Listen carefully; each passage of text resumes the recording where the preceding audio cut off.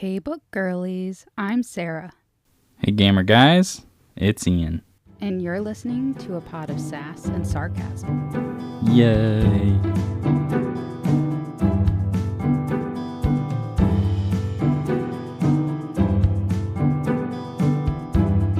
So, I haven't really been playing any games recently. You didn't even play any games over the weekend? No. I was just reading. Don't lie to me. I saw you playing Buck with everybody at one point. Oh. Yeah. I played Buck too. I guess you could say I was playing Buck. For those of you who don't know, Buck is a form of euchre that is specific to the Midwest. Although, isn't euchre specific to the Midwest? I have no idea. It's just a general game where Buck and Euchre is a card game, and it's just based off of suits and betting. It's a trick-taking game, and you decide the trump suit, and the jacks are high. They're called your bowers, and then ace, king, queen, 10, 9, and that's all you get in the entire deck. It's a partner game. It's a lot of fun, and I wish that more people knew how to play card games. Yes. Like traditional standard deck games, like not specific cards. Like Uno is not a standard deck. You know, you can play Crazy Eights, which is similar to Uno, with a standard deck. But I just wish that more people knew how to play games with a standard deck, because those are super fun, and I want to learn more games. Like my family's really big into sheep's head. I have no idea how to play. I don't know how to play spades. I'd love to know how to play hearts. I don't know. I just know how to play euchre, and very badly, and then I know how to play buck, which is a version of euchre but like way more fun. In general, once you know how to play cards, they're all very similar. Right. You just have to remember which rules go with which game. There's also a game, I think it's called like Hand and Foot, and it involves like 6 decks or something like that, and I'm like, that's too much. That's too ridiculous. But once you get with like bigger deck sizes, it's harder to keep track of odds because there's just more cards involved. I thought you meant like of the odd numbered cards specifically, and I was like, what does that mean? But then I figured out you meant like statistics and like trying to figure out your chances of winning and stuff like that. I got that. Yeah, that is one of the things I like about Buck, because in standard euchre you can't do the 12 or 24 bids, but in Buck you can, and those are where a 12 bid is when you get 1 card from your partner and then they don't play that round, and the 24 hand is you get 0 cards from your partner and they don't play that round, and then it's just you against the other team. And on the very last round that I was playing with my uncle and my cousin, my cousin and I were on a team, and we were like 3 points from the end. And my uncle bid 24, and he was like 13 points from the end. So that was kind of excessive, but like I get why he bid 24. And we had to stay because we were like a few points from going out, and he would have gone out. And so we can't just give him that. We have to try to get him out of it. And we did. And I love beating people out of a 24 hand, because he did not think it through very well. He did not have a lot of trump. Wow. I can't believe they would make that. I would never bid 24 without a lot of the suit in my hand. Yeah. I had a 12 hand. Yeah. And I was missing my bower, or my jack, for the suit I called. But thankfully, your cousin, my partner, had that exact card. Way. Yeah. Was it the right bower or the left? Like, okay, what was the suit? It was clubs. And did you have the jack of spades or the jack of clubs? I had the jack of spades. That's a risky 12 bid. Yeah, I asked him. I was like, I have a risky bet. And you bid 12? Yeah. And you got it then, it sounds like. Yeah, he handed it to me, and I was like, there we go. We're safe now. I remember there was one time when I was first learning how to play Buck, and I'm so sorry for any of our listeners who have no idea what the hell we're talking about, but I really like Buck, so I'm glad that we can talk about this. But one of the first times that I was learning how to play Buck, and my partner had bid 12, and I had forgotten about the bower situation. Oh, yeah. So my partner bid 12, and I handed them one of my aces, and man, were they sweating because they were like, that other Bauer is somewhere out there, and I had it. I just didn't give it to them, and I was like, I'm so sorry, I'm so stupid. I completely forgot about the jacks. Yeah. Oh, they were ready to get their ass handed to them, and then they didn't get it handed to them because I had it, so it wasn't gonna be used against them. But in the world of Ian, I said that while crumpling something. Good job. In the world of Ian, not too much has been going on. Just some card games, and that's about it. Yeah. Well, since there's not much to talk about with games, do you want to get into the book? Yeah, let's hear it. Okay. Well, I feel like I need to apologize because this is the third book in a row where I've finished it apparently long before we're going to be done with the episodes, because I don't want to make you guys sit through like a 3-hour episode, but I read through the last 4 chapters really fast, and I thought that they were really quick. And then as I was writing out my notes for this, what I was hoping was the last episode, I was like, I have 40 some pages. Oh my gosh. So this is probably going to be broken out into a couple of episodes, and I have no idea where it's going to start or end. So I apologize if this all seems discombobulated, but here we go. So we are eventually finishing Dreadful by Caitlin Rozakis. I've finished it. But before the story began, the Dreadlord Gavrax lived up to his horrible name and commuted. He was just traveling into town. Before the story began, the Dreadlord Gavrax lived up to his horrible name and committed some very evil terrors. He somehow became involved in a plot with the dark wizards Zarkanar, Volevna, and Zaxis to summon an evil demon or god or whatever to do their bidding. But Zarkanar wasn't telling them everything. In an attempt to learn more about this ritual, Gavrax summoned Zarkanar's pet knowledge demon and ended up losing all of his memories, which Zarkanar keeps in a small urn. Since losing his memories, the Dreadlord tries to turn over a new leaf and become a less evil, if not a good person. But he finds that being good is more work than he originally thought, and he's had a hard time letting go of all of the benefits of being a villain. Last time that we talked, the 3 other dark wizards had arrived at Gav's castle to prepare for the ritual, as did a horde of heroes to try to stop this ritual and rescue the Princess Eliasha, who is to be sacrificed as part of the spell. Gav and his newfound allies, including Mayor Terwin, Princess Eliasha, Count Fiari, the steward Sirocco, and the goblins Orla, Throck, and Grrbeetle, devised a plan to distract the heroes with a decoy ritual, while Gav tried to find a way to disrupt the real ritual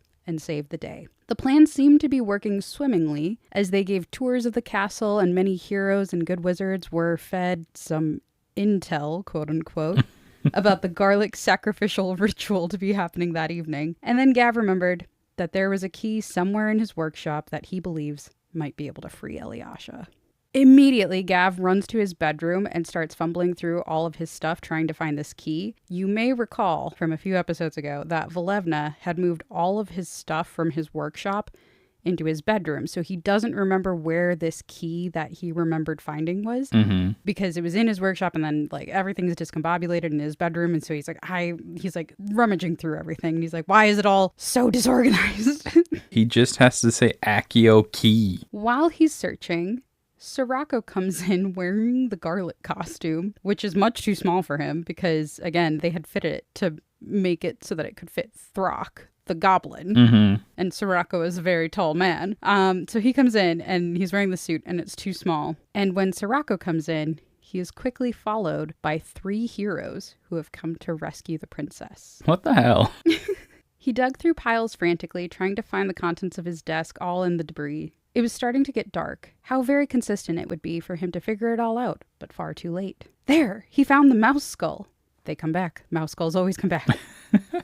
The lump of melted wax had gotten broken in half at some point. Now he just needed to find the other half. This doesn't fit at all! The door shoved open. Gav spun around, hiding the lump of wax behind his back guiltily, which was ridiculous since it was his wax, and it wasn't even the half that had the key in it. He immediately knew that it looked terribly suspicious and tried to turn it into a casual, hands clasped behind the back pose. Sirocco certainly had gained a great deal of confidence post-disclosure if he was willing to burst into Gav's bedroom. Then again, He didn't have arms, and probably couldn't have managed the door any other way. The garlic bulb costume had been lovingly constructed. There were eye holes covered in hand-knotted black lace, and a cheerful grin that had been carefully embroidered on. 2 holes at the bottom allowed the wearer's legs to stick through, but it had no similar holes for arms. It was simply puffed around the wearer to give the impression of roundness. Or it would have if Sirocco had not been too distinctly tall. The fabric strained at the crotch and the crown of his head, and from the outline inside, it looked like the eye holes lined up more with his chin. "I'm sorry, my lord. You know I'll do the best I can with the material I have," Sirocco said, his voice muffled by the heavy fabric. "But I don't think this is going to work." "Well, take it off before you fall down the stairs," Gav said. He didn't have time for this. "I can't," Sirocco said mournfully.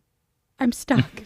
"Unhand her!" demanded a new voice. They spun to see a doorway bristling with wickedly sharp weaponry. Behind the blades were 3 swordsmen, each adorned with an unreasonably large hat sporting an enormous feather, 1 green, 1 red, and 1 blue. Gav glanced down at himself. He hadn't had a chance to change back into his dark wizard garb yet. He really did not have time for this. "I think you've taken a wrong turn, my lords." "Nonsense," said the one with the red feather. "We know full well the princess is disguised in that foul costume. Now release her at once, peasant, before you face my blade." He could have argued, but it would just waste precious time. He turned Sirocco to face his would-be rescuers and quickly unlaced the back of the costume. Sirocco tried to pull the hood over the back of his head to free himself, but in trying, he became unbalanced and pitched forward. "I've got you, your highness!" Greenfeather leaped forward. Sirocco had no way to fend him off, with his arms trapped inside the costume. Greenfeather caught him neatly, turning Sirocco in his arms and swept the top of the costume clear from his face. "Lovely damsel, who the hell are you?" Greenfeather dropped poor Sirocco, who still couldn't get his arms free. Fortunately, the swordsman's feet broke his fall. "Now that's just rude," Sirocco complained, finally managing to free a hand and rub his back. "As you can see, gentlemen," Gav continued as if the entire interruption had not occurred. He swept his arm around the bedchamber, which was thoroughly disguised by haphazard piles of junk. "You've just wandered into a storage space. I'm afraid there really isn't anything interesting up here.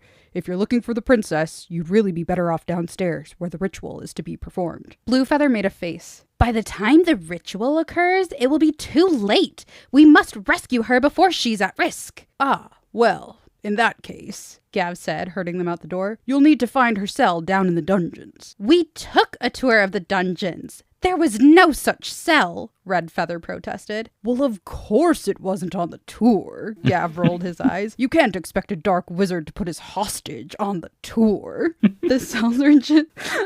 Sorry. "The cells are just off the secret passageway." The 3 exchanged glances and hurried down the stairs. "You installed a secret passageway in the dungeon?" Sirocco asked, pulling the garlic suit down to his knees. "Was the one from the garden not enough?" "Of course we don't have a secret passageway in the dungeon." Gav started to paw through the piles again. "Then what happens when they don't find it?" "They'll assume it's well hidden," Gav said. "Now go see if you can find someone shorter to fit that suit. But leave the suit here for now. We don't want any more wrong assumptions." So I had to include that scene simply because it was funny. I love that, like, these would-be rescuers are like, "Oh, my princess," and then they unveil it and it's Sirocco and they're like, "Ow." And just drop him. I do like that they were playing on the 3 Musketeers as well. Yes, obviously. That was so good. Gav keeps looking for the key, but he keeps getting distracted or interrupted. Volevna comes in at one point, is like, "Do you need any help?" And he's like, "Not from you." like Sirocco needs something, Beetle needs something, Throck needs something, and he's just like, "Oh my god, I have so many things that I need to get done because I need to get back into my wizard robes. I need to find the key. I need to put a spell. I need to put a spell on the staircase to make it invisible for people so that they don't keep coming up here and disrupting me. I need to make sure that I can disrupt the real ritual. I need to make sure that the fake ritual actually gets going and all that kind of stuff." Like, he's got so many things to do and no time to do any of them. So he goes to the one person that he knows will always help, no matter how reluctantly she will. He goes to Eliasha.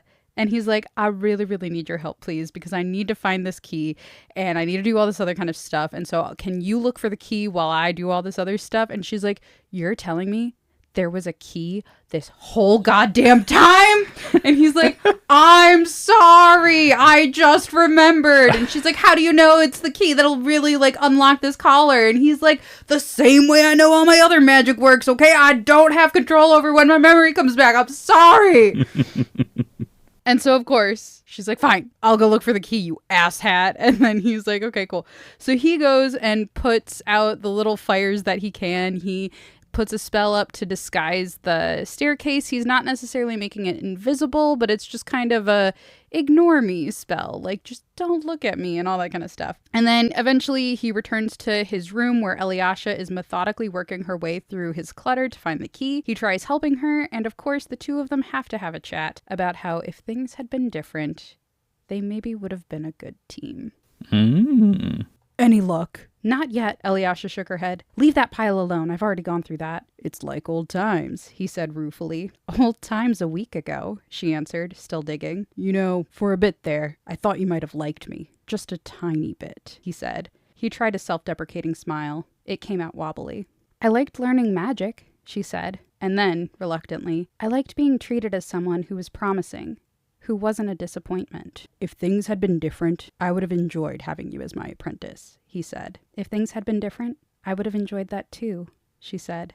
She smiled sadly. He wasn't sure how to respond to that, but the clatter of feet this time gave him enough opportunity to face the door before it opened. Throck here, Throck announced cheerfully, ambling in. Wonderful, Gav said. Why? Going to wear garlic suit, Throck said proudly. 8 extra garlic. Am in character. Like Sirocco in no time. I love Throck. He's so great. Gav had to pause for a moment as the garlic breath rolled over him like a runaway boulder. Very attentive to detail. Take that! Gav heard the bowstring twang before he could react. Not again! But Throck moved much faster than Grrr had. He tackled Gav, knocking him to the floor before bouncing back up. The bard with the flowing golden hair was already aiming a second crossbow, and Throck threw himself at the bard, even as the second string twanged. Throck grunted as the shaft embedded itself in his thigh. The bard yelped as the two pitched over, and then yowled as Throck yanked the bolt out of his own leg and slammed it into the bard's. Dang. Evanir, Alyosha snapped. What? The bard's head came up. Throck, stop! Gav demanded before the surprisingly efficient goblin could rip out the young man's throat. Apparently, Throck was not as unqualified for his position as Gav had assumed. Yeah, he's a nasty little guy.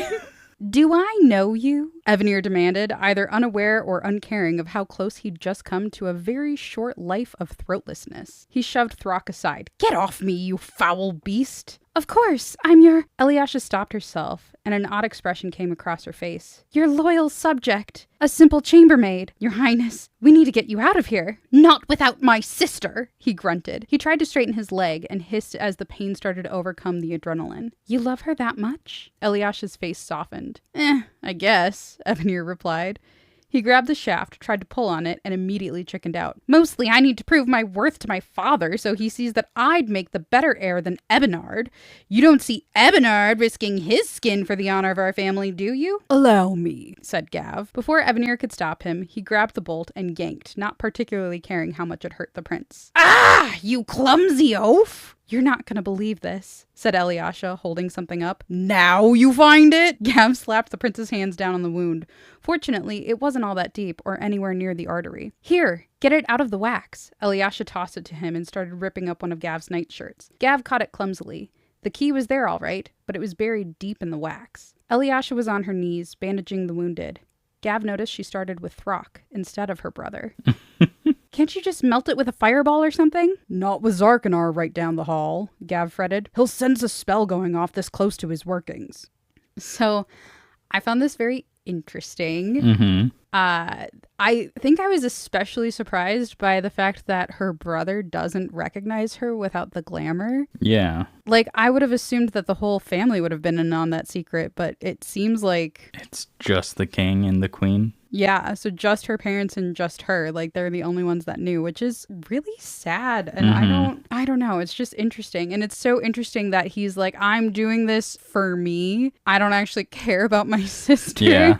I love all of those dynamics that are coming in where it's like, it's being the hero doesn't actually make you a good person, which I think Yeah. is something that we've been talking about a lot with this book. I was going to say the glamour is probably one of the quote unquote good wizard's ideas. Probably. It was probably Artharno, to be perfectly honest. Gav, of course, tries chipping away at the wax, rubbing it between his hands, anything to get the key free, but he doesn't have that kind of time. He eventually thinks to go to the kitchens and hold it over the cooking fires, and Alyosha agrees that, okay, fine, we gotta get the key out. Once we get the key out, then we gotta fucking go. So she agrees to meet him in the garden, and she's gonna finish bandaging up her brother and Throck, and then they're going to let as many of the castle folk know as possible that they are going to meet in the gardens, and they're just going to book it through the tunnels and like sayonara everybody. So he quickly changes into his dark wizard robes, makes his way to the bottom of the stairs, and then he was gonna head to the kitchens, but then he finds two incapacitated adventurers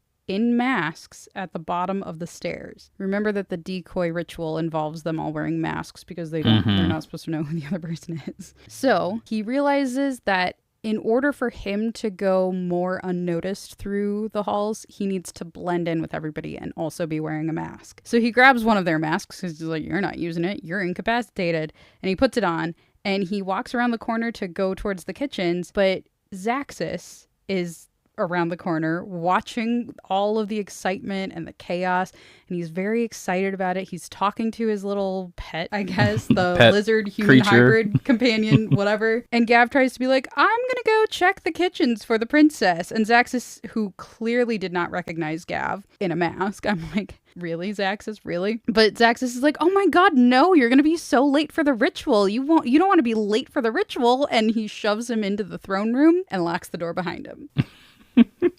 Far more than 9 wizards had crowded in. There had been 12 masks as far as Gav knew, but someone must have duplicated them. And that wasn't all. Heroes sported the most ridiculously hopeful assortment of face coverings. There were fanciful masks that could have only been produced by an ambitious magic wielder working from a sketchy description. There were strips of dark lace suitable more for an aristocrat's party. One literally just had a burlap sack over his head with eye holes cut out. About half wore dark capes. They were milling about, no one quite sure how to get started, and no one willing to admit that they didn't know how to get started. A loose circle had started to form. As the idea of a circle propagated, would-be ritualists quickly moved to take positions, eager to fit in. Gav tried to slip out unobtrusively, but as he opened the door, more masked figures pushed their way in. People's heads turned. He sidled out of the way. Someone cleared their throat. Silence fell abruptly, and lingered, and lingered. Masks shifted back and forth minutely as people struggled to see their neighbors out of the corner of their eyes. Feet shuffled, and then quickly stilled, then shuffled again. Someone coughed, and quickly hushed themselves. If he moved now, people would notice, and he urgently needed to melt the key out. The wax dragged at his sleeve. Then again, maybe that would help. Yeah, I was going to say, pause here for a moment. Okay. Is Gav about to make a really big ritual with all these random wizards to do some other spell? Kind of, yes. This scene is super funny, so I'm going to do my best to power through it without laughing too hard or messing up too much. Yeah, I'm just imagining, I'm like, as you were reading, I was like, there's way more heroes here than I thought. Yeah, well, because like they had found, like, I think I cut this part out last time, but Grr Beetle had come across like 12 masks or something and was like, we could do this. And they had only told a couple people, but clearly a couple of those heroes had told other heroes. And so then they all come in here and he's like, this is way more than 9. This is way more than 12. I don't know how I'm imagining the entire throne room is just full of people with some wacky ass face coverings. Mm-hmm. Calm down, Sarah. It's not that funny. They're all just too stupid to they're all just like, figure it out. Oh, I don't know what to do next. And so they yeah. Diddy da strawberry, he intoned. It meant absolutely nothing, but they were the first nonsense syllables he could think of. Who would want to admit that they didn't understand them? Diddy da strawberry, several of the other masked figures repeated gratefully. Ver diddy da strawberry, he said. Verdidiyasha Berry, came the ragged but enthusiastic response, now from a much larger portion of the room. He raised his hands high. Hands shot up all around the circle. Dididayash Berika! He exclaimed. Dididayash Berika! The room exulted. He brought his hands down, twirled them experimentally, and then summoned a tiny fireball. Fireballs sprang up all at once all around the entire circle, but not everyone produced one. Whether it was because they didn't know the particular spell or because they weren't a wizard at all, he didn't care. Should he accuse someone? No, it was too early for the reveal. He was afraid if they figured out that there were no actual dark wizards in the room, besides him, he wouldn't be able to get free. They all saw him as a dark wizard. He was the one leading the ritual. Wait, how was he the one leading the ritual? Well, he was wearing a mask and a cape identical to about half the room. Maybe he could get himself lost? He shuffled sideways. After a moment's hesitation, everyone shuffled sideways. He stepped forward. Everyone stepped forward. He wondered if he put his hands up to his ears and waggled them, if they'd do that too. But instead, he wove around the sack head next to him. It took a few steps, but people quickly caught on. In and out, they wove a badly coordinated parody of a harvest dance. Ka, berry, berry, berry, ka, berry, berry, berry, ka, berry, berry, berry, he chanted. The chant quickly picked up, muffling the occasional cut-off curse as someone ran into someone else or tripped over a foot or stepped on a hem. He doubled back. About a quarter of the room successfully doubled back as well. Some kept going. Some faltered. Some slammed into each other. All of them shouted, "Ka, berry, berry, berry," at the top of their lungs, hoping to make up with what they lacked in precision in enthusiasm. It was a giant milling mess, just as he hoped. He shook the lump. Oh gosh, sorry, I'm like crying a little bit. My bad. This is absolutely wonderful. This is hilarious. He shook the lump of wax out into his hand, right beneath the fireball. The wax started to melt. He tried to hold it by the edges, wincing as hot wax dripped on his fingers. He shook the drops free, which were supposed to land on the floor, but mostly landed on his robe. Others saw the shaking motion and tried to duplicate it. Fireballs bobbled. Hands fluttered awkwardly. Someone kicked out a leg, trying to get free of a too long robe. Gav copied the kick. Now everyone was kicking and shaking their hands and chanting. The key was free, and also very, very hot. He tried to drop it into his palm and immediately jerked his hand back with an involuntary hiss. Half the room started jerking and hissing. The key fell to the floor. He dove after it. Several others dropped to their knees. Their chanting, kicking, flailing brethren had no chance. One went down, then another. Someone yelped. There was a great ripping sound. Near the dais, a figure froze as her torn cloak slid off her shoulder, revealing shiny silver armor emblazoned with a terribly obvious holy symbol, the kind worn by a paladin on a holy crusade, as opposed to, say, a dark wizard about to sacrifice a princess. Everyone froze. One of the properly masked and cloaked figures, deep enough into character to do Sirocco proud, but already feeling self-conscious for lack of a fireball, saw a chance to prove his loyalty. He pointed a finger. Intruder! All hell broke loose. 3 of the better masked wizards leapt to prove their own bona fides, slamming into the paladin with non-lethal spells. The poor paladin never had a chance. Hit simultaneously with a paralysis spell, a sleeping spell, and a web spell, she toppled over. Delighted to have successfully identified dark wizards, several of the less well-disguised heroes decided that it was better to attack now than wait for their own unmasking. Bolts of energy flew through the air. Someone wailed as they discovered their hastily produced wand had been transformed into a snake. A barbarian ripped out of his robe with a cry of rage to reveal a chiseled physique lightly decorated with strips of rawhide, throwing handfuls of black cloth into the air before grabbing his battle axe.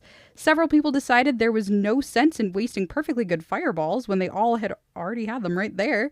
Most failed to hit their targets, splashing against the walls or getting deflected into the ceiling. At least one unlucky soul's robe caught, and someone else shoved her to the ground and started overzealously stomping out the flames. Gav stayed down, his hands closed around the key. He winced, but held on. He started crawling towards the doors, dodging feet and staves and a cream pie and an unexpected set of pig trotters. Someone stepped on his back, using him to vault onto a taller opponent. The door smashed open, knocking at least 2 combatants deeper into the fray. A large bulb of garlic stood, arrayed in glory. For a moment, everyone who was still standing paused. Then they surged toward the wearer of the garlic suit. each intent on rescuing the princess, each certain that most of the room intended to kill her, and that those who didn't intend to kill her intended to steal his or her rightful triumph. Gav cursed and tried to scramble to his feet. What was Throck even doing here? He was supposed to be in the garden with Alyosha. Had he really been that desperate to dress up like an allium? Someone knocked him back down. All around the room, heroes went down, flailing, felled by spells, felled by arrows, felled by trampling, felled by their own inability to move with restricted vision and trailing garments. He clawed his way back up, leaving the cloak behind, caught sight of the garlic bulb, housed over someone's head and kicking. He got knocked down. Again. The doors, already open and thus lacking sufficient drama, blew completely off their hinges. You utter fools! Zarkanar sneered. He flung out his hands, lightning crackling from his fingers. It arced across the room, hitting everyone still standing. Gav threw back his head and howled as electricity crackled along his skin. He dropped to his knees. It wasn't enough to do more than stun him, but that was all Zarkanar needed to quell the riot. Gav gasped for breath. Zarkanar wasn't done. He grabbed the head of the nearest hero, who was still upright. Flinging powder into his face and snarling out a phrase Gav was fairly certain would have shredded his throat. He dropped the head and strode on. Behind him, the hero clutched at his mask. His scream started to dissolve into bubbling as melted skin dripped out from the bottom of the mask. Zarkanar had already moved on before the body had hit the floor. The next victim had tried to scramble backwards, but didn't make it very far. Gav was only starting to ready a new fireball when Zarkanar reached him. Instead of melting him, Zarkanar just ripped off his mask. Where is she? He snarled. Where's Rachel? Sorry. Where is she? Where's Rachel? Sorry. Where is she? He snarled. Gav was proud of how still he kept his face, but half of the heads in the room turned toward the garlic bulb. Zarkanar's eyes narrowed. He turned and strode toward the figure in the garlic costume. One of the last heroes still standing threw herself in his path. She received a small cloud of gas in return that surrounded her head, clinging to her face as she turned purple and clawed at her throat. The other scrambled out of his way, dashing down the hall in full retreat. The garlic stumbled backwards, up against the wall. Zarkanar grabbed the top of the costume and ripped it open from the top to the bottom. Grrr stood with wide eyes in the peeled remains of the bulb. He lifted one claw hesitantly and waved. That's so cute. From atop his head, Fiari fluffed up his feathers defensively. Several tail feathers took the opportunity to desert him, fluttering slowly to the floor. What is this nonsense? Zarkanar turned on Gav. All he could do now was play dumb. The distraction, idiot. It's the decoy, just like the plan. Where is she? Gav wished mightily for a larger throne room. It took far too few steps for Zarkanar to close the distance between them. In her cell? In her cell. Zarkanar's eyes narrowed. You know what I found in her cell? Gav shook his head. At some point in the chaos, Velevna and Zaxis had drifted into the corridor outside the throne room. They didn't seem particularly interested in entering the chamber. Zaxis's paramour followed, shoving in her find. It was Orla. Orla, transformed. The goblin had dressed herself in the blue dress Sirocco had given to Alyosha. Golden hair spilled down her shoulders. Her skin was unnaturally smooth for a goblin, but it was still green. Her nose was significantly smaller, although still bearing a single beauty wart at the end. She looked embarrassed. A golden ring glinted from one claw. Oh, she's got the glamour on. From behind her, Throck waved excitedly and gave him an enthusiastic thumbs up. Oh my god, I love Throck. Oh, was all Gav could think to say. If I did not need you for the ritual, I would murder you for your stupidity, Zarkanar snarled. Gav swallowed. Near the door, the two heroes who no longer possessed faces whimpered and gurgled, dying, but still not dead. Where is she? Zarkanar grabbed another one of the heroes moaning on the floor, looking for a target for his rage. The mask ripped off and the hood fell down, exposing familiar golden hair. Zarkanar raised one fist. A wet spot grew at the crotch of Prince Evanir's pants. I'm here! Alyosha staggered to her feet from where she had been playing dead, pulling off her mask. Of course. Her idiot brother had charged in to save the princess, and she must have felt duty-bound to follow him. Zarkanar blinked. The apprentice? She's not an apprentice. She's a chambermaid, Avenir said, confused. I'm not a chambermaid. I'm your sister, you ass, Eliasha snapped. Zarkanar peered at her. Then he looked at Orla and the ring. He looked back at Eliasha. What game are you playing here, Gavrax? Sorry, I can't do his voice anymore. I think I've ruined my vocal cords. You were yelling in the voice too, so I'm not sorry. Not surprised. His voice is gonna be all over the place. I'm really sorry. It was very impressive though. Thank you. What game are you playing here, Gavrax? Eliasha looked at him, defiant and scared. Zaxis tilted his head, and Volevna raised an eyebrow. Around the room, wounded heroes moaned softly. Gav shrugged. Something to pass the time? Keep her docile? It's not like she could escape. Eliasha looked stricken, but tried to hide it. Zarkanar examined her more closely. His eyes caught the collar. He grabbed her arm and hauled her in closer. Her breath came in short gasps. Ah, I see. The key. Zarkanar held out his hand without looking away from the trembling princess in his grasp. He could say it was upstairs. He could say he didn't remember. He could declare he'd changed his mind and he'd never give it to Zarkanar. Gav didn't want to die. But more than that, he didn't want everyone else to die either. The key, Gavrax, Zarkanar said. He tossed Zarkanar the key. As soon as he did it, he regretted it. The look of betrayal and despair on Eliasha's face made him feel like he'd been stabbed through the heart. Very well. Upstairs, Zarkanar ordered the other wizards. Someone grab her brother in case we need additional leverage. Zaxis and his paramour darted in, each grabbing an arm. Avenir struggled a bit, and Zaxis' friend whacked him neatly behind the ear. The prince went limp. Zarkanar dragged Eliasha past Gav as he struggled to his feet. You're lucky your idiocy didn't cause even more damage. Come along, unless you like being a moron.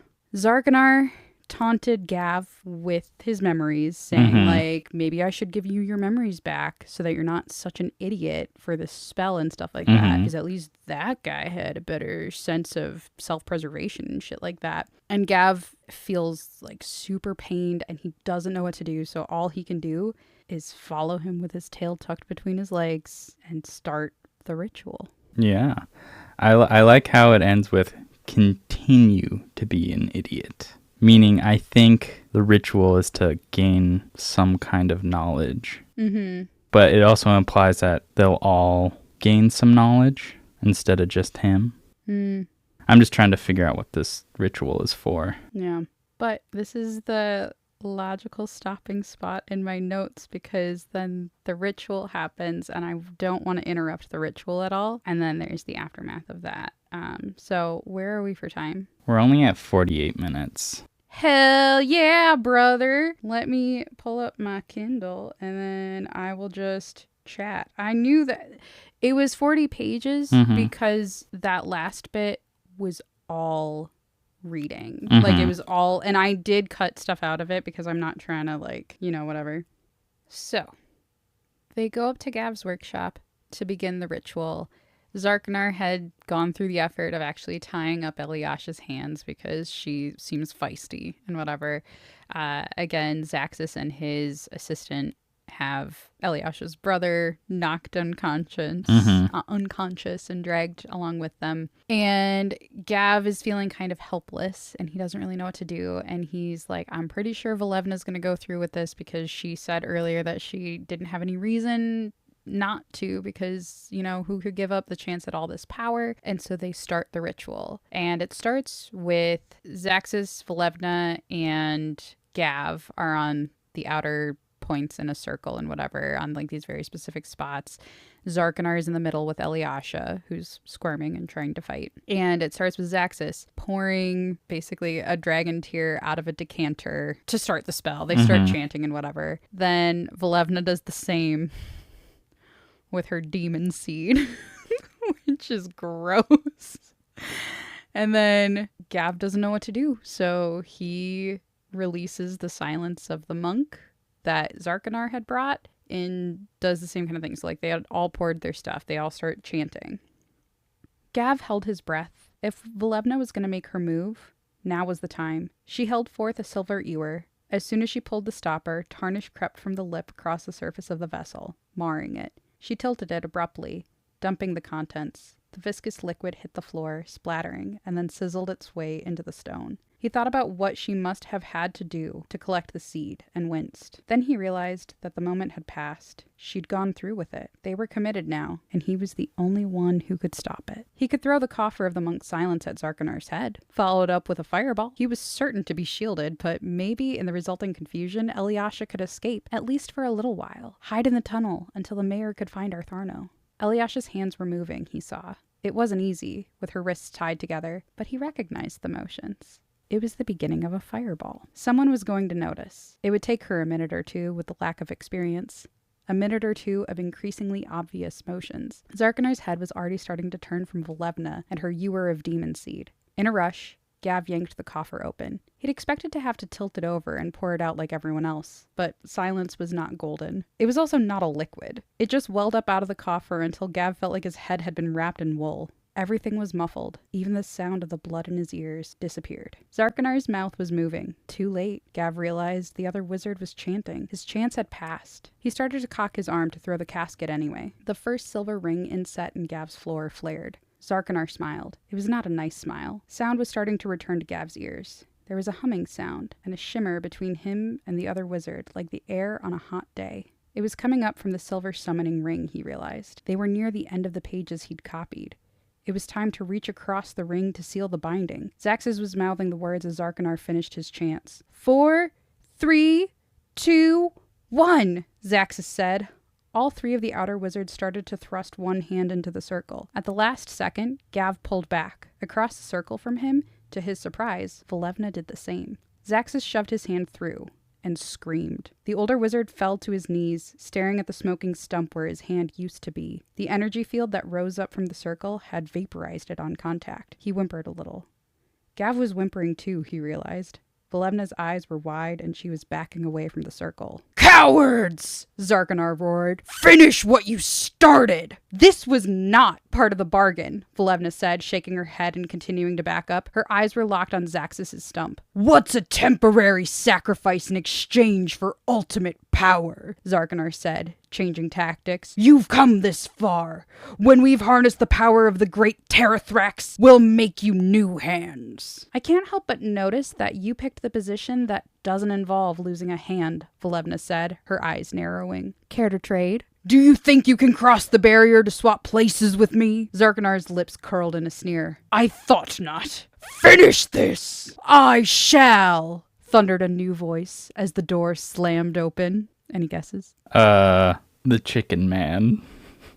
Not quite. Standing in the doorway, limbed in light, stood a serene lady in a gauzy blue wizard's robe adorned with moons and stars. In one hand, she held a staff tipped in crystal. She was tall, taller than Gav. Her hair was silver, and she had laugh lines at the corner of her eyes, and her pointed hat's tip folded over just enough to be endearing. An elderly owl perched on one shoulder. Gav had no memories whatsoever of her, but felt confident he could make a guess at this point. I was going to say, I wouldn't expect him to have memories anyway.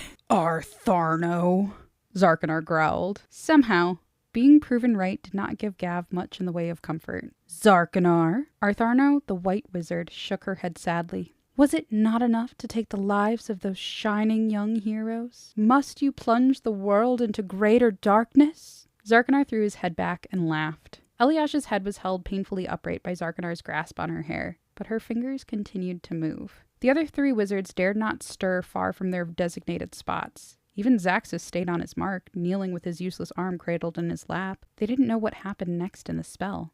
Moving might well be a death sentence. Artharno had no such fears. She strode into the room, her staff blazing. I am here to finally bring an end to your reign of terror. Zarkanar just laughed again. Artharno waved her hands, and a torrent of light burst from her staff. It splashed against the barrier, showering sparks in every direction. The owl flung itself from Artharno's shoulder. It arced up towards the ceiling and then plummeted down. Distracted by the light show in front of him, Gav didn't realize it was aiming itself for him until the bird had nearly reached him.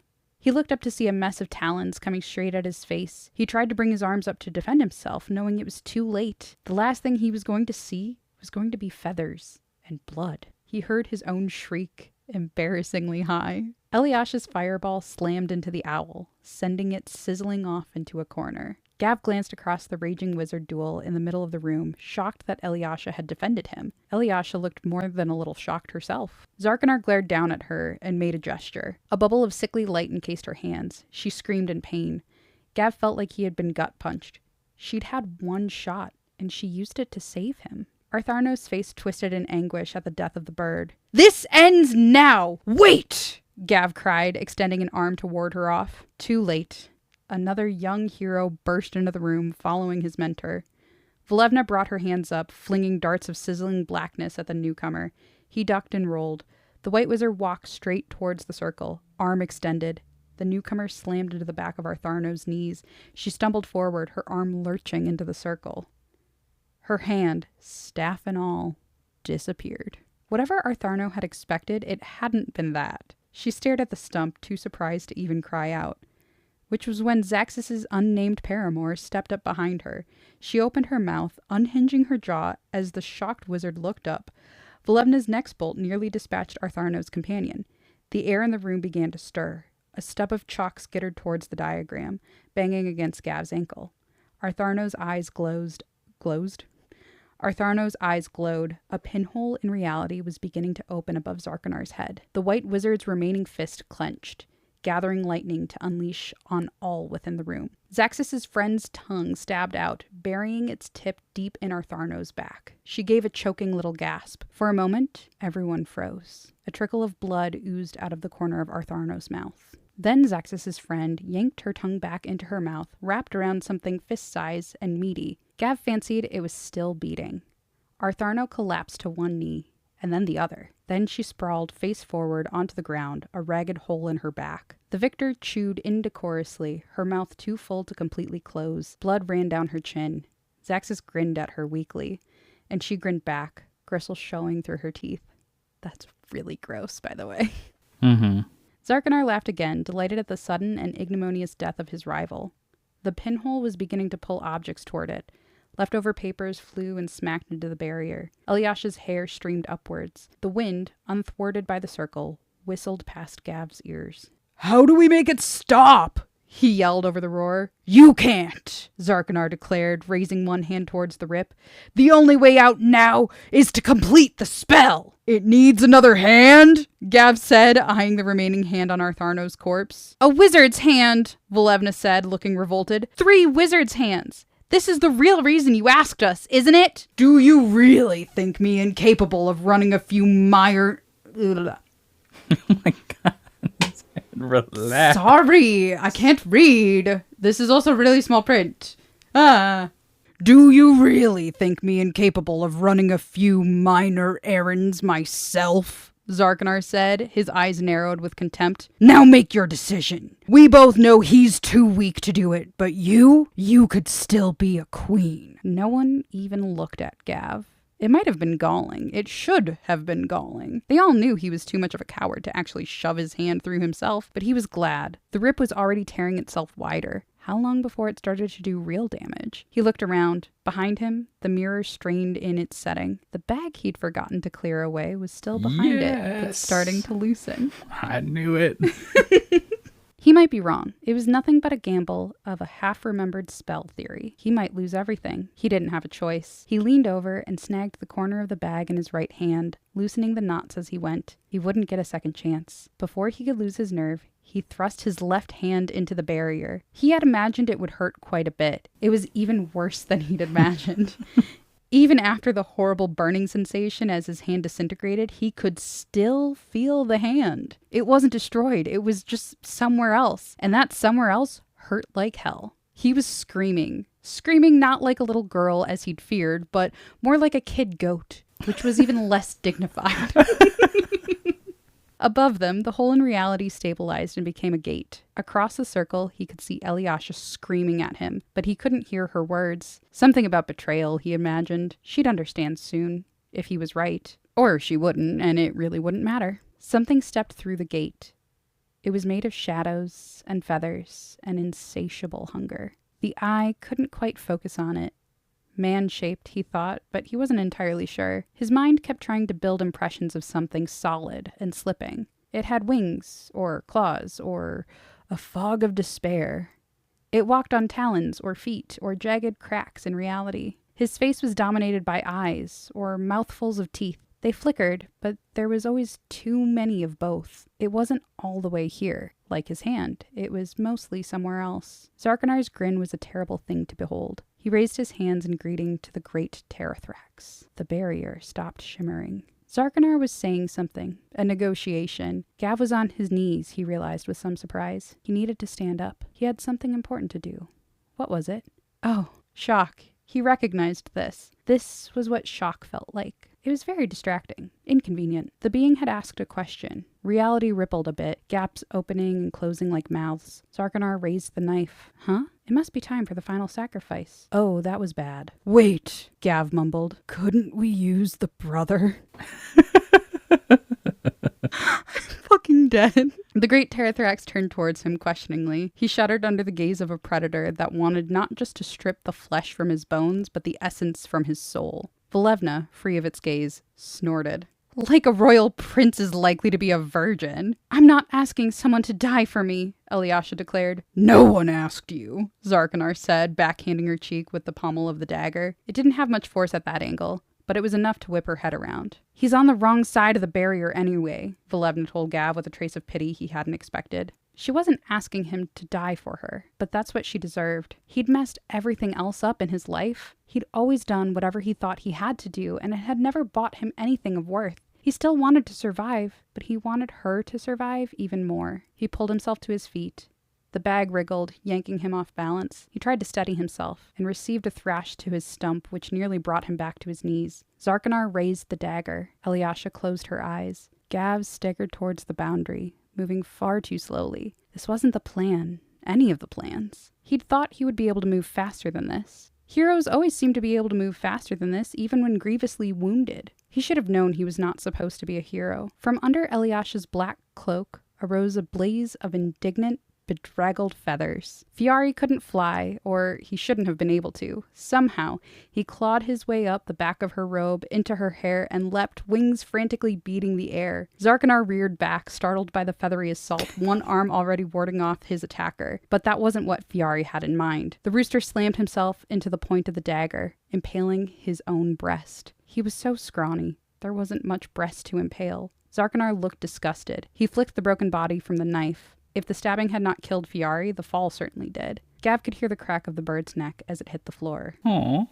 Acceptable. I don't know how to do this voice. Sorry. It's written weird too, so. Acceptable. The thought rolled across the room, hot and pleased, but with hunger unblunted. Even Zarkanar paused, confused. Alyosha stared, incredulous. Gav's brain fed him a series of unconnected thoughts that somehow added up to a bigger thought. The remarkable similarity in hair color between the princess's glamour, her brother, and the count. A certain something around their eyes. A memory of Alyosha complaining about her father having at least 3 bastards that she knew about, and a knowledge that she most likely did not know all of them. A certain delight that despite the count's handsomeness, apparently any would-be conquests had been equally put off by his manners. A pity he hadn't been able to summon for the man during his life. He wondered if Fiari had even known. Zarkanar shrugged, not fully understanding, but not willing to lose the opportunity. He turned his back to Gav to complete his bargain. Now was his chance. He might fail. He would probably die, but at least he would have tried. Gav staggered across the barrier. Tuned to it as part of the spell now, it no longer kept him out. He thought it might work like that, and he felt almost giddy with relief. He grabbed the edge of the bag and yanked it with his teeth. The contents lay in stunned silence at the sudden burst of light for just a moment. It was enough. He yanked the bag over Zarkanar's head. He had to lean in close to bite the knot. Zarkanar smelled of dried blood and tar. Gav threw his head back, jerking the drawstring tight. The bag thrashed. Zarkanar howled and flailed, frantically clawing at the drawstring. Gav held the bag down with his good hand, wrapping his stump around Zarkanar's chest. Something in the bag punched him in the eye. He saw stars. He hung on. The thrashing was becoming more spasmodic. Liquid seeped down Zarkanar's robe. The other wizard was becoming heavier. The sounds had turned into incoherent moaning and wet sucking and crackling noises. Zarkanar's knees gave out. Gav lowered them both to the floor. He held onto the bottom of the bag until the heartbeat finally stopped. Asked the great Pterothrax. The hunter paused, wings claws shimmering back and forth, tugging reality like gathered cloth. Go home, Gav said. As an afterthought, he added, please. Negotiation, declared the being. It took a step toward Gav, if a folding of a space to reduce distance between them could be called a step. Unqualified, improper substitution. Gav glanced at the wreckage of the summoner at his feet. Oh no. Zarganar had summoned it here. Zarganar was dead. Did that mean the being was free? A feeling, alien satisfaction mixed with the sensation of stroking an oil slick, slid across his consciousness. Impressions of the tear in reality above them widening, of Terrathrax reaching farther through, because this manifestation in front of him, it was not nearly large enough. It was a tiny questing finger of a much larger bulk beyond, of digging in and holding on to the fabric of this plane, of turning it into something more congenial to its new host. A warm darkness forever cowering beneath a hunter who could never be satiated. Hot breath and silent wings, souls that would burst like fish eggs, salty on Terrathrax's tongue. Gav glanced around in panic. Artharno's dead body bled on the floor. Zaxus was now unconscious, his paramour crouched protectively over him. Eliasha dazed at his feet, her eyes open but unfocused. Volevna grimaced and pounded a hand against the barrier, trying to break in. It was too late. Now that the requisite sacrifice had been made, it would admit no more. There was no one left to save the world. The princess. Maybe.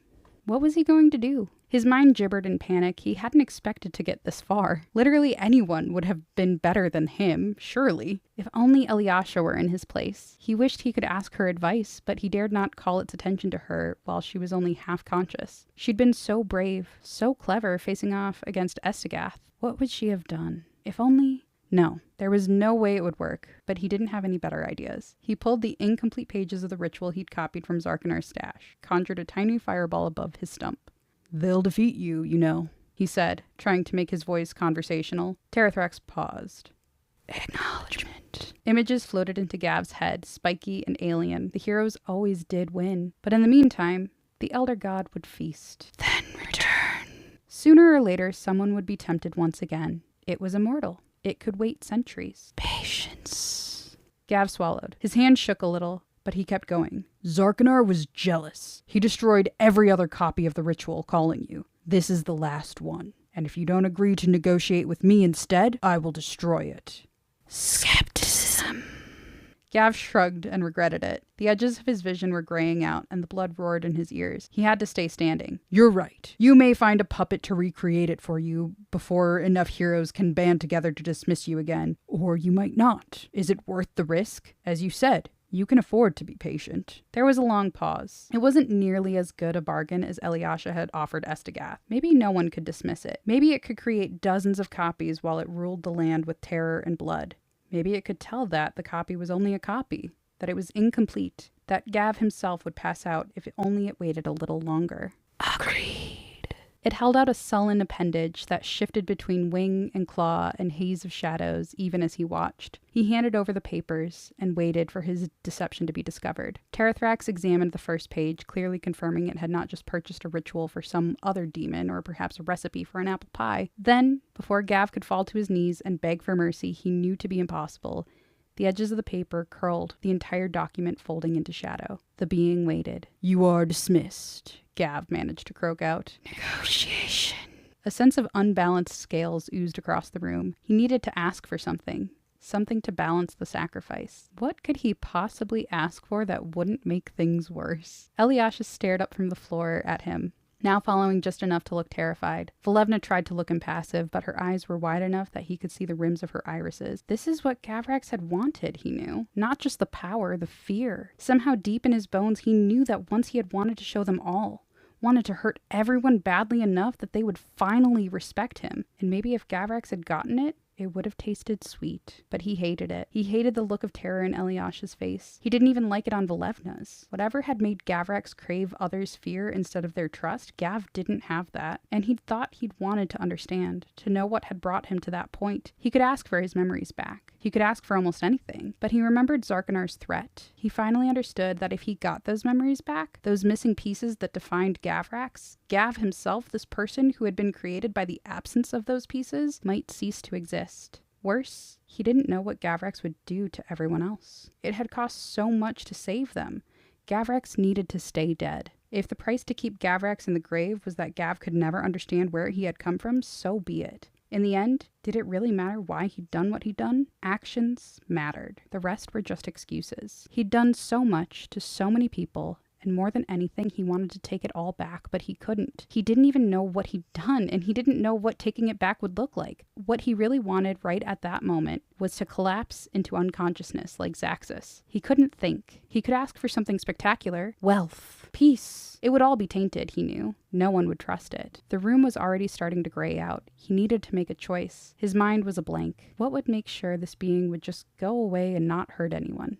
Break all the enchantments as you leave here, he decided. Then he realized what a spectacularly bad idea that was. What would it do to the goblins, to the town? He couldn't even remember all the enchantments he'd done, let alone what the castle's previous masters had done, and how far out would that being's reach extend? He was an idiot, a complete idiot. He amended quickly, on this floor, just this floor of the castle.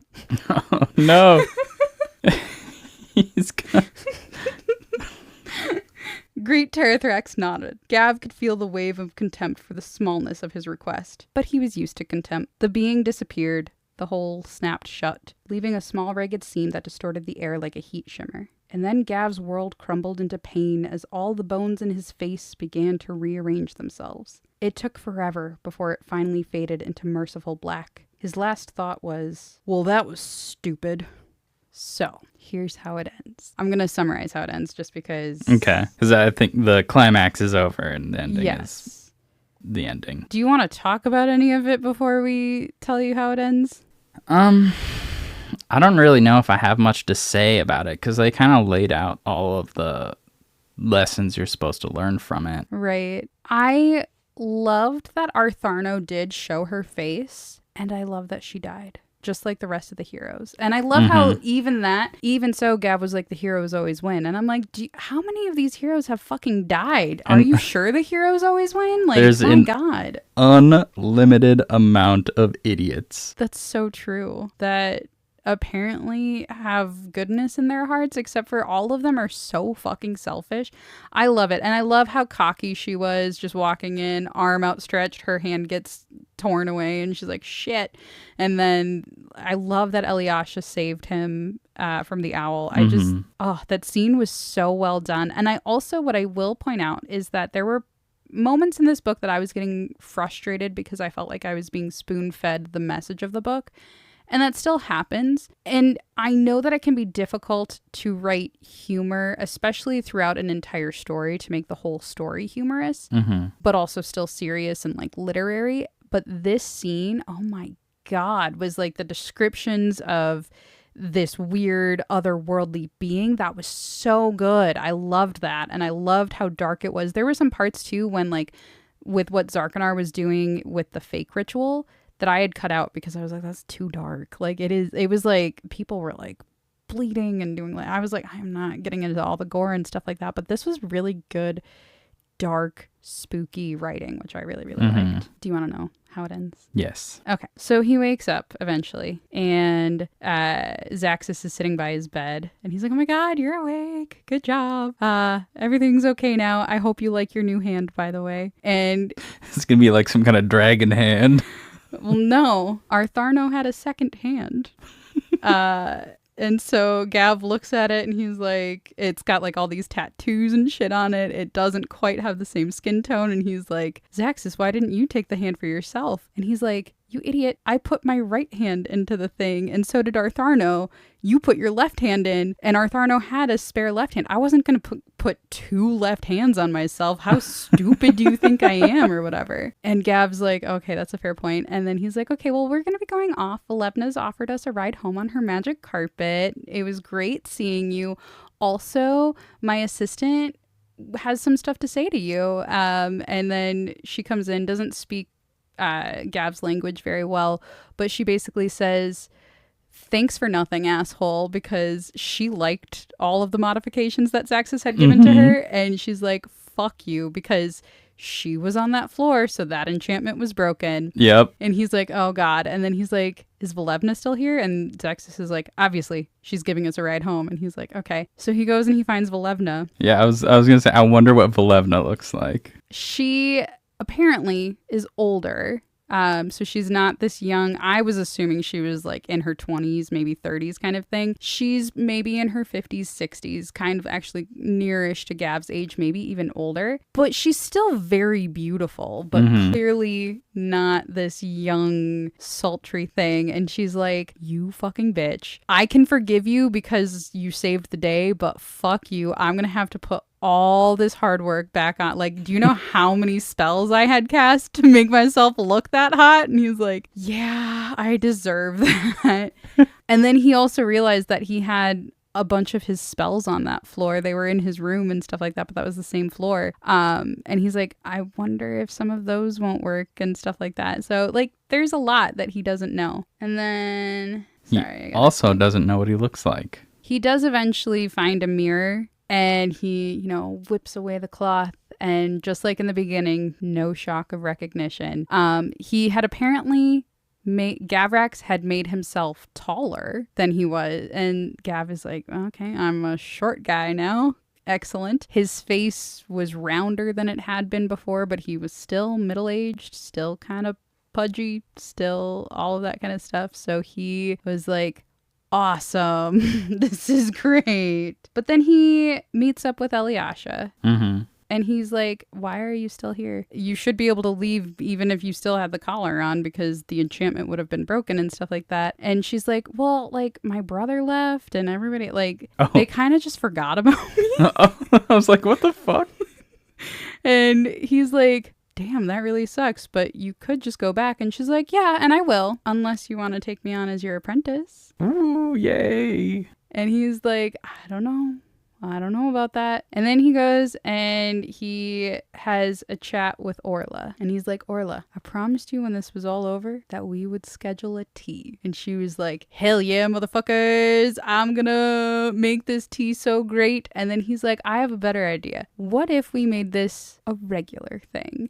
What if we did regular tours of the castle and you guys got to, sell it as this evil wizard's lair and stuff like that? And you can always like work out the details with Terwin because she's great. And then you could do a tea and we could make this into like a bed and breakfast where some people can like spend the night in a dark wizard's castle. And they're like, this is great. This is amazing. Yeah, this is so wonderful. And he's like, yeah, and I won't be here to bother you. And everyone's like, what? What do you mean? And he said, I mean, it's much more mysterious to have a dark wizard that's never there, right? You can just say that I'm off gathering herbs or some spell components or whatever. And they're like, well, where are you actually going to be? And he's like, I need to figure out who I am. So we'll keep the pretense of being a dark wizard, but I'm not going to reap any of the benefits of what Gavrax had. But you guys can. Have fun with that. And so that's kind of the plan. And Eliasha was like, do you still want a sidekick? And he was like, yeah, I do. So I am going to read this last part for you. When the party of heroes nearly rode down a pair of commoners walking down the road, the warrior in the lead grumbled under his breath and tried to guide his horse around them. Their wizard insisted on stopping to question the two, though. The warrior rolled his eyes. The man was middle-aged and balding. The woman, a decade or two younger, was plain and rather ordinary looking. Their clothes seemed well made enough, but not particularly prosperous. Small folk. The kind that knew little of great battles between good and evil. But the wizard liked to know everything she could before they rode into the situation to a tedious level of detail, and he'd learned it was faster to let her ask than to argue. What can you tell us of the doings of dread Lord Gavrax, my fellow? She asked. The two exchanged a look. Actually, I'm pretty sure he's dead, said the man. Dead? The warrior exclaimed. But we were planning to defeat him. Someone beat us to it? Artharno came, the woman supplied. The wizard bit off a curse. I swear she does this to me every time! Actually, Artharno's dead as well, the woman continued. Really? The wizard's eyes widened. They killed each other? I had no idea Gavrax was that powerful. Havrock, do you know what this means? It meant that Havrock was suddenly glad they didn't have to take on Gavrax themselves, although he would never admit it out loud. What, Ryalis? Ryalis was already wheeling her horse around. It means we need to get to Artharno's tower right away. If no one has secured it yet, who knows what evil forces might seize its contents. Havrock suspected Rylus was more concerned with the rival wizards beating her there, but he wasn't going to argue. Well, if Gavrax is dead, there isn't much point in continuing on this way. Oh, I wouldn't say that, said the man, startling the warrior. He'd almost forgotten the fellow's existence. The town just finished up their garlic festival, but I hear there's still plenty of quality garlic left. And tea, added the woman, exchanging another glance with her companion. I hear the castle offers an unforgettable afternoon tea. Garlic is known for its unfathomable magical power, I've heard, Rylus said, pondering. But no, our duty is to secure the tower. Tea or no tea. Havrock couldn't help but feel that the commoners were laughing at him as he turned away in disgust, but he knew it couldn't be so. Their faces were perfectly serious, and besides, everyone knew that good and evil were no laughing matter. Okay, that ending was pretty good. It's like, my rival? I have to go save the tower from evil. I mean, myself. I love it. And I love that it shows that really there's not a big difference between good and evil. It's just what people decide. Because really that was such a selfish move to be like, I'm going to go see if that tower is still available. Oh, I love it. I love it. This was so much fun. Mm-hmm. I like that Gav and the princess didn't develop a romantic relationship, but like a mentor relationship. Yeah. Well, do you want to pick our next read? Yeah.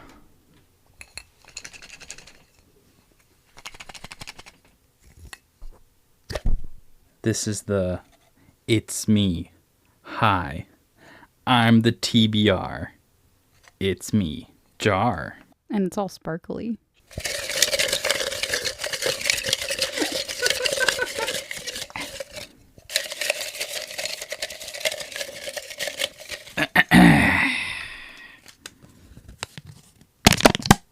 Ew, I did not like that noise that made.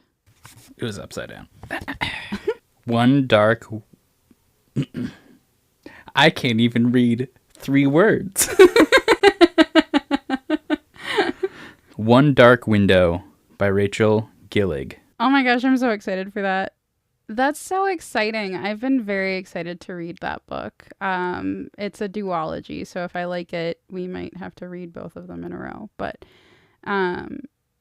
a couple years ago, I read the Wilderwood duology by Hannah Witten, and then this one was recommended of if you liked the Wilderwood, then you'll probably like this. And I've heard it has like a very interesting magic system.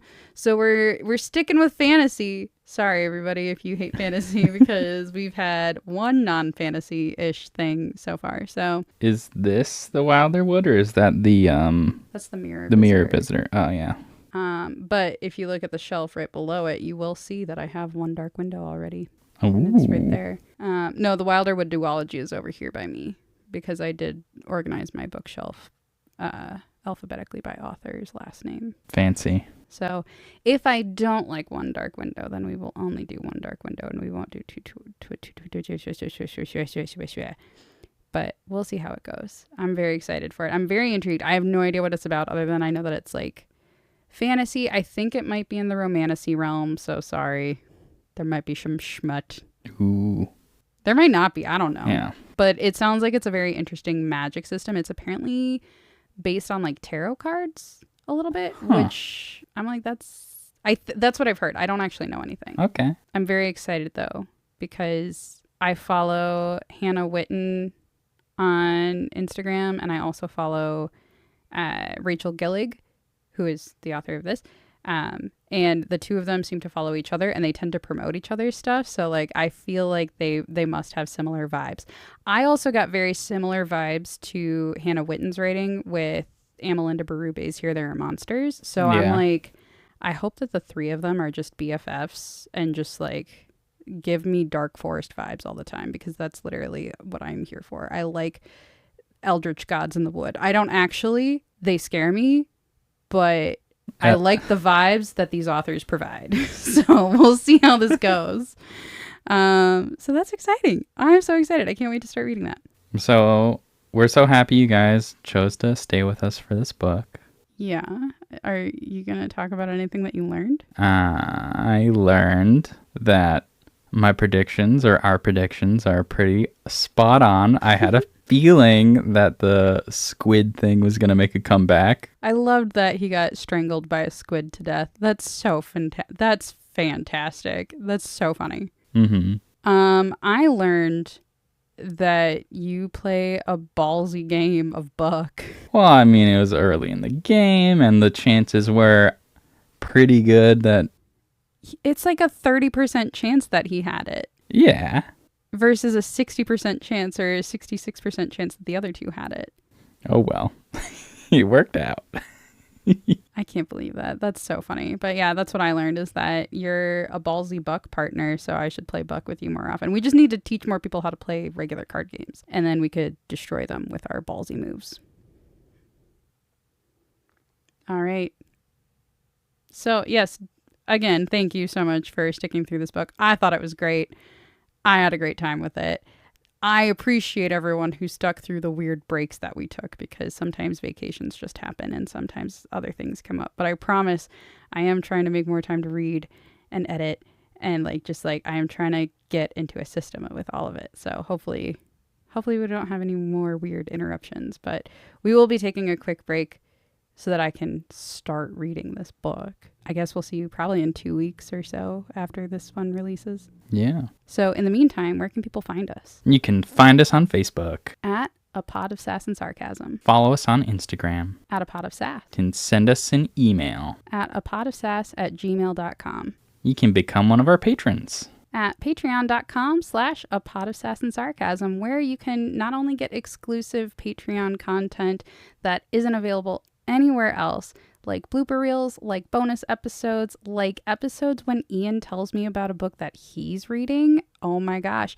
You didn't actually read from it, though. I would love to see you actually try to read. It's harder than it looks. But anyways, but also sometimes the episodes that are on Patreon are in themselves bonus episodes, as far as you sometimes get longer standard episodes, if that makes sense. There's like some extra content in some of them, which is super fun. So again, that's patreon.com/A Pot of Sass and Sarcasm. Do I say this next part? I'm going to say no, because I don't have it out yet. Okay. Thanks for listening. Well, you can listen to new episodes on... I should have clarified. You can listen to new episodes most Saturdays. Wherever you find podcasts, and please don't forget to rate, review, and share. It really, really helps us get out there. We are trying to be more consistent with it, so hopefully we can just grow our audience and make a better and better podcast for you guys. Thank you so much for listening. We hope you keep listening. And we hope you stay sassy. Later.